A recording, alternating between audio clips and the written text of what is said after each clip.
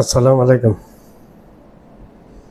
মার্কিন যুক্তরাষ্ট্রের জন্য দুনিয়াতে চীন একটি অপ্রতিরোধ্য সামরিক শক্তি হিসেবে আত্মপ্রকাশ করেছে ইতিমধ্যে।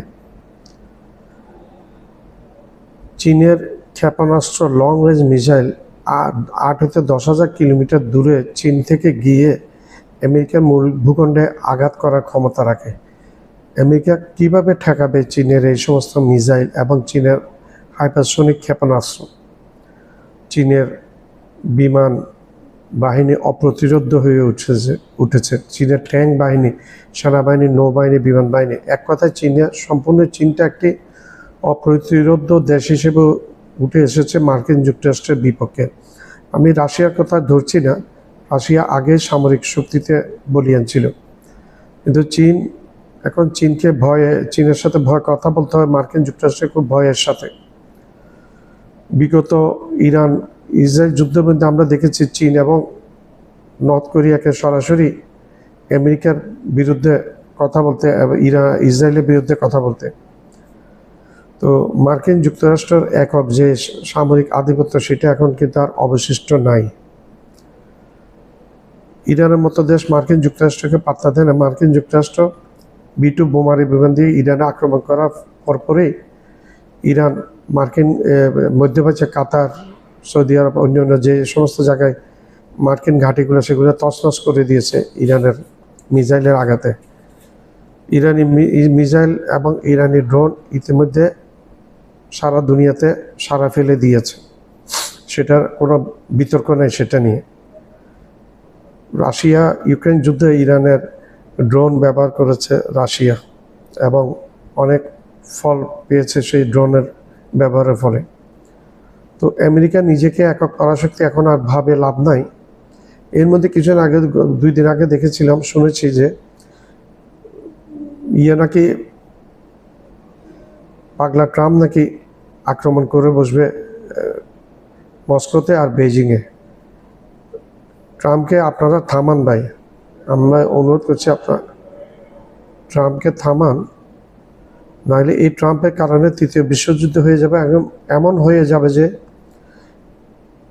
একজোট হয়ে রাশিয়া, চীন এবং উত্তর কোরিয়া, পাকিস্তান মিলে আমেরিকার মূল ভূখণ্ড তছনছ করে ফেলবে। তখন আর দুনিয়া মানচিত্রে আমেরিকা নামক যে দেশটি, সে দেশটি খুঁজে পাওয়া খুবই দুষ্কর হয়ে যাবে। তো আমেরিকার এমনি পতন সামনে আছে, কারণ এই দুনিয়াতে অনেক বেশি নৈরাজ্য সৃষ্টি করেছে। আল্লাহ নৈরাজ্যকারীদের পছন্দ করে না। আমরা ব্রিটিশ সাম্রাজ্য পতন দেখেছি, আমরা আমেরিকার পতনও দেখেছি। আফগানিস্তানে ছোট তালেবানদের কাছে মার খেয়ে বের হইতে হয়েছে এবং ভিয়েতনাম থেকেও মার খেয়ে বের হইতে হয়েছে। এখন ইরানও পাত্তা দিচ্ছে না। ইসরায়েল এবং আমেরিকা দোনোজনকে ইরানেই পাত্তা দিচ্ছে না। নর্থ কোরিয়ার কথা বাদই দিলাম। নর্থ কোরিয়া একটি পারমাণবিক শক্তিশালী দেশ।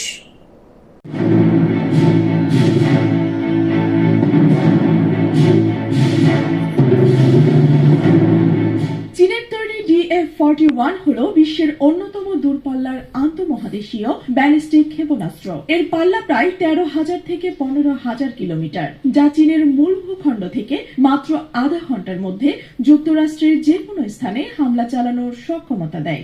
DF-41 এর ন্যাটো কোড নেম CSS-X10।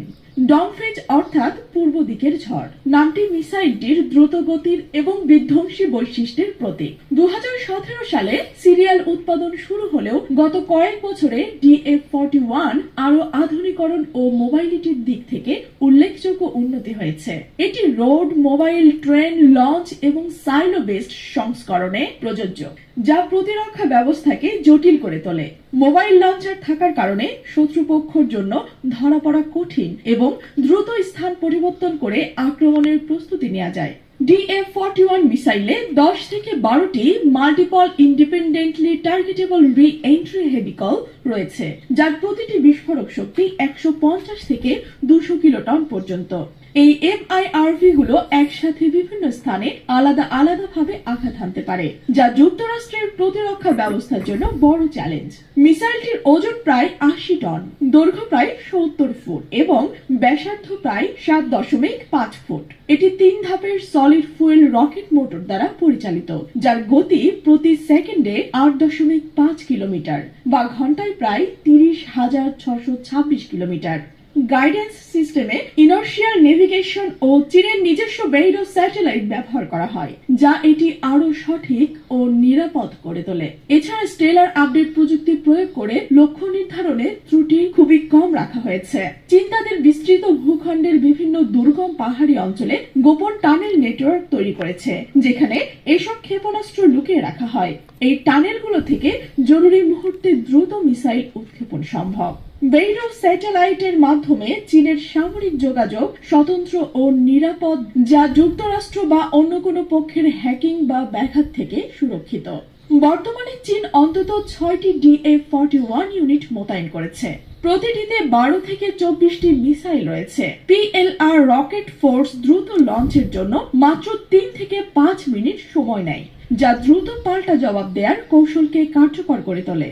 যুক্তরাষ্ট্রের কাছে উন্নত মিসাইল প্রতিরক্ষা ব্যবস্থা যেমন ground based mid course defence GMD, Aegis ballistic missile defence এবং terminal high altitude area defence THAAD বিদ্যমান। তবে DF-41 এর মোবাইল লঞ্চার, মাল্টিপল ওয়ারহেড এবং উন্নত গাইডেন্স সিস্টেমের কারণে এই প্রতিরক্ষা ব্যবস্থা কার্যকরভাবে সব ওয়ারহেড ঠেকাতে ব্যর্থ হতে পারে। বিশেষ করে এমআইআরভি ওয়ারহেডের একসাথে একাধিক লক্ষ্য আঘাত করার ক্ষমতা যুক্তরাষ্ট্রের প্রতিরক্ষা প্রযুক্তির জন্য একটি বড় চ্যালেঞ্জ।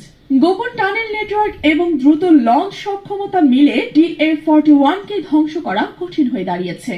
যুক্তরাষ্ট্র বর্তমানে হাইপারসনিক ইন্টারসেপ্টর, উন্নত সেন্সর ও গোয়েন্দা প্রযুক্তি এবং নতুন ধরনের প্রতিরক্ষা ব্যবস্থা তৈরিতে কাজ করছে, যা ভবিষ্যতে DF-41 এর মতো অত্যাধুনিক অস্ত্র মোকাবিলায় সহায়ক হতে পারে। তবুও DF-41 সামরিক ভারসাম্যে চীনের একটি শক্তিশালী ধাক্কা।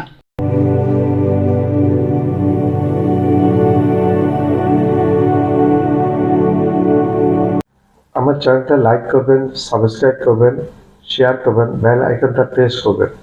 সাবস্ক্রাইব করতে ভুলবেন না।